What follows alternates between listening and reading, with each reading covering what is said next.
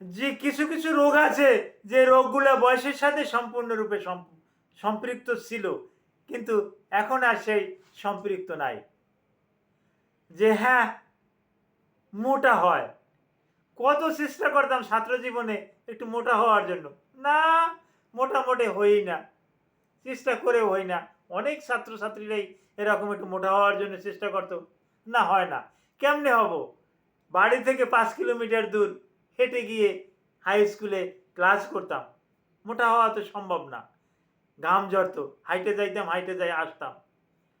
রিক্সা তো দূরের কথা, যে রাস্তা দিয়ে যাইতাম বাইসাইকেলও চলতো না, আর তৎকালীন সময় বাইসাইকেল তেমন একটা ছিলও না, এরকমের পরিবেশ। তো হ্যাঁ, এই যদি বয়সের তারতম্য অনুসারে কারো